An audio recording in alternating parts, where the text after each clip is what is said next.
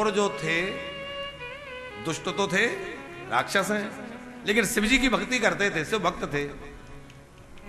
और शिव उपासक को भगवान विष्णु कैसे मार सकते हैं?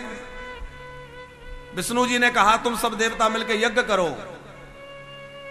देवताओं ने यज्ञ किया, उस यज्ञ के कुंड से हजारों भूतगण प्रकट हो गए। भगवान विष्णु की आज्ञा से वो त्रिपुर से युद्ध करने गए, पर त्रिपुर में शिव भक्ति का ऐसा अमित तेज था, ब्रह्मा जी के वरदान की शक्ति थी कि वो सारे भूतगण जलकर के भस्म हो गए। अब भगवान विष्णु ने विचार किया क्या किया जाए, तो सोचा कि इस त्रिपुर को शिव भक्ति से विमुख बनाया जाए। इनको पुण्य आत्मा है, इनको पुण्य के धर्मों के कार्यों से रोका जाए। तो भगवान विष्णु ने एक मुंडी महाराज को प्रकट किया। वो मुंडी महाराज का काम क्या था? वर्णाश्रम धर्म का विरोध करना, धर्मों का निषेध करना। एक शास्त्र बनाकर भगवान विष्णु ने उस मुंडी को दे दिया। वो शास्त्र जो था उसमें 16,000 श्लोक थे पंकज जी, और वो शास्त्र जो है लोगों को धर्म विमुख बनाने वाला था। मायन मायामयम शास्त्रम तत् 16 सहस्त्रकम स्रोत स्मार्त वृद्धम चा वर्णाश्रम विवर्जिता। उसमें क्या लिखा था? बोले वर्णाश्रम धर्म कुछ नहीं होता, कोई जाति पाति वर्ण धर्म नहीं है। उसमें लिखा था स्वर्ग नरक कहीं और नहीं है, सब यही है।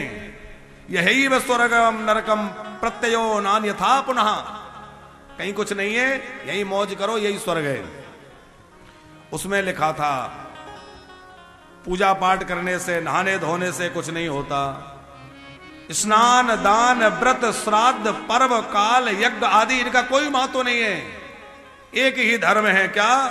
अहिंसा परमो धर्मा पापात्मन प्रपीडनम। अब कुछ अच्छी बातें तो लिखनी पड़ेंगी, नहीं तो भले लोग पढ़ेंगे नहीं। तो उसमें कुछ अच्छी बातें भी डाल दी। बोले हिंसा सबसे बड़ा पाप, अहिंसा सबसे बड़ा धर्म, ये यज्ञ दान जप तप व्रत इनसे कुछ नहीं होता, नहाना धोना ये कोई जरूरी नहीं है। ऐसी बातें उसमें लिख दी गई। ये सब पुराण की कथा है। और वो मुंडी जो है वह तामस धर्म का प्रचार करने के लिए भगवान विष्णु ने प्रेरित करके भेजा। 4 शिष्य उसके साथ में कर दिए। उस मुंडी का नाम शिव महापुराण में यहां अरिहन लिखा हुआ है। अरिहन नाम से वह मुंडी उस नगर में प्रवेश करने के लिए गया, लेकिन मुंडी को प्रवेश नहीं मिला। मुंडी ने भगवान विष्णु का स्मरण किया, भगवान यहां तो प्रवेश ही नहीं है।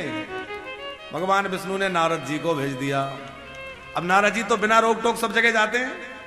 नारद जी त्रिपुर के पुर में प्रवेश कर गए, और नारद जी ने प्रवेश किया, त्रिपुर ने उनका सत्कार किया। नारद जी बड़े आनंदित से हो रहे थे। त्रिपुर ने पूछा भाई क्या बात है, इस समय आप बड़े प्रसन्न दिख रहे हैं? बोले क्या बताएं, एक बहुत बढ़िया गुरुजी मिल गए, हमारा तो कल्याण हो गया। अभी तक इतने समय से हम बेकार भटक रहे थे, बढ़िया गुरुजी अब मिले। कौन गुरुजी मिल गए भाई ऐसे? अरे बोले क्या बताएं, हमारे तो भाग्य ही खुल गए। इतने बढ़िया गुरुजी मिले हैं, उन्होंने सही धर्म हमें बतलाया। सच्चा धर्म क्या है? अभी तक तो हम बेकार भटक रहे थे, हमने तो उन्हीं से गुरु दीक्षा ले ली, उन्हीं के चेला बन गए। त्रिपुर ने सोचा नारद जी जैसे उनके चेला बन गए, और नारद जी इतनी प्रशंसा कर रहे हैं तो निश्चित वो बड़े महापुरुष होंगे, भैया लेके आओ हम भी दर्शन करेंगे।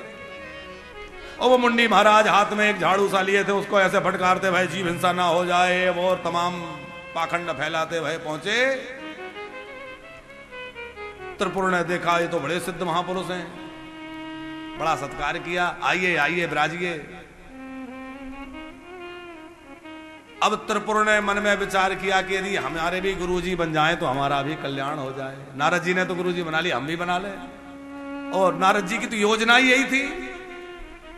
तीनों भाइयों ने मंत्र ले लिया और तीनों भाई इनके शिष्य बन गए। अब बताओ गुरुजी क्या करें? तो सबसे पहले मुंडी ने क्या आदेश दिया शिष्यों को? देखो ये नहाना धोना कोई जरूरी नहीं है, शरीर है धो तो धो, नहीं धो क्या फर्क पड़ता है? हाँ गुरुजी बहुत बढ़िया कह रहे हो, ये तो शरीर है, हम तो आत्मा है। अब आत्मज्ञानी बनने में लोग देरी नहीं करते। मानस में गोस्वामी जी ने सब बातें लिख दी। ब्रह्म ज्ञान बिन नारी नर करे न दूसरी बात, क्षुद्र मनुष्य भी, क्षुद्र का मतलब जिनकी बुद्धि बहुत छोटी है, वो भी क्या कहते हैं, अरे सब ब्रह्म ज्ञान की बातें करते हैं।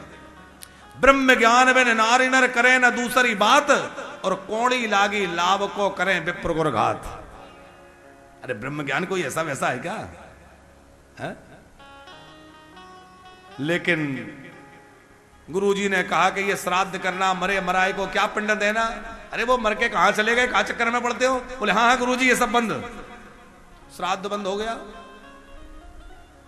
पर्व कालों का जो पूजन आदि था वो अनुष्ठान बंद करा दिए।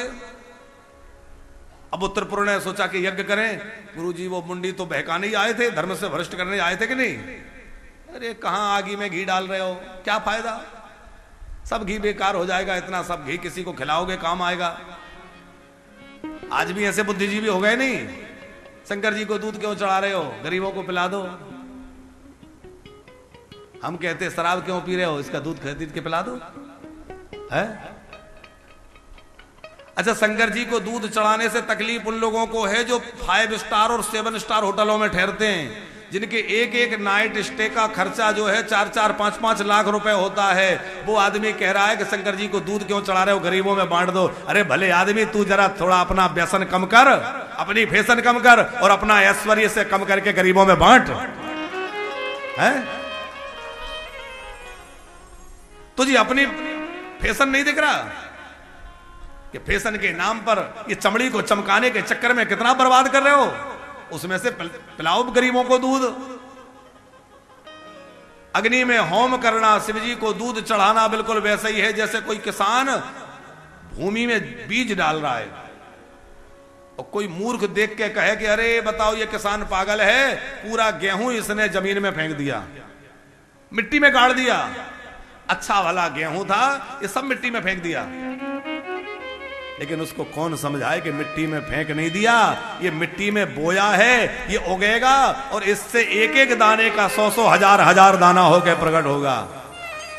उसी तरह भैया ये यज्ञ है या ये शिवजी को चढ़ाया हुआ दूध है, ये अर्पित तो कर दिया, पर ये मानो जैसे किसान ने खेत में अनाज बो दिया, ये 1000 गुना होके आपको मिलने वाला है, ये व्यर्थ नहीं गया है?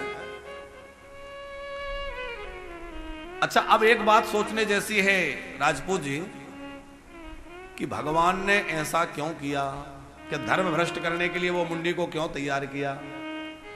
ताकि उन राक्षसों को मारा जा सके। यदि वो राक्षस अपने धर्म से च्युत नहीं होंगे तो वो किसी और का धर्म सुरक्षित नहीं रहने देंगे। ऐसे प्रसंगों में कई बार लोगों को संशय हो जाता है, जैसे वृंदा के सील का प्रभु ने हरण किया, सील भंग किया।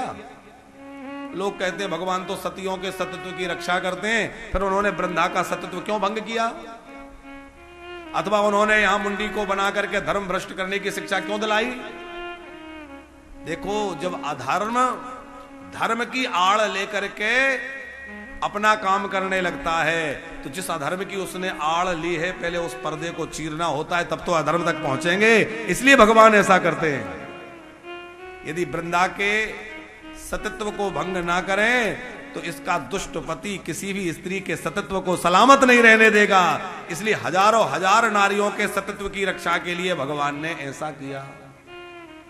हजारों हजार भक्तों के, संतों के, मनुष्यों के धर्म की रक्षा के लिए भगवान ने त्रिपुर को धर्म से भ्रष्ट करवाया, ताकि सबका धर्म सुरक्षित रह सके और सनातन धर्म सुरक्षित रह करके उसका कार्य आगे बढ़ सके।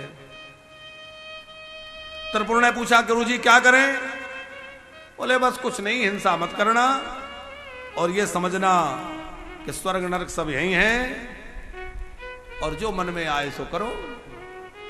धीरे धीरे वो तीनों भाई शिव पूजा से विमुख हो गए, यज्ञ आदि से विमुख हो गए, उनके धर्म कर्म सब छूट गए और सारा नगर ही चेला बन गया मुंडी महाराज का, क्योंकि यथा राजा तथा प्रजा। अब भगवान शंकर से देवताओं ने कहा कि बाबा आप कहते थे कि जब ये धर्म छोड़ देगा तो मैं मार डालूंगा, आपकी भक्ति छोड़ देगा तो आप इसको मारेंगे। अब आपने इसकी भक्ति भी छोड़ दी, आपका भजन भी छोड़ दिया और धर्म कर्म भी छोड़ दिया, अब आप मारिए। भोले बाबा ने कहा अब समय आ गया है।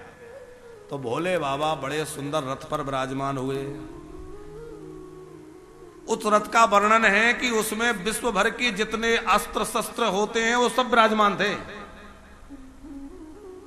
धनुष बाण आदि उसमें रखे हुए थे, तमाम सामग्रियां उसमें रखी हुई थी। और भगवान शिव उस दिव्य विमान में बैठ करके और चल दिए।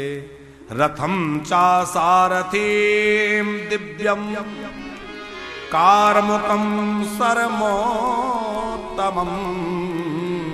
पूर्वमंगीकृतम सरवम उपपादयाचारितम।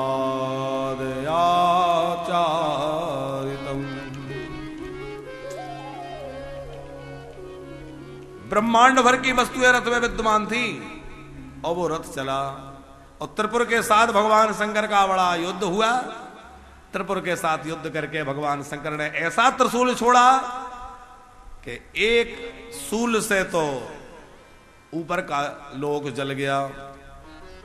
तारकाक्ष, कमलाक्ष, वज्रमाली तीनों के नगर जो सोना चांदी और लोहे के थे तीनों जल के भस्म हो गए। भगवान त्रिपुरा को मार करके भस्म कर दिए और भगवान शंकर त्रिपुरारी नाम से विख्यात हो गए। बोल त्रिपुरारी भगवान की जय।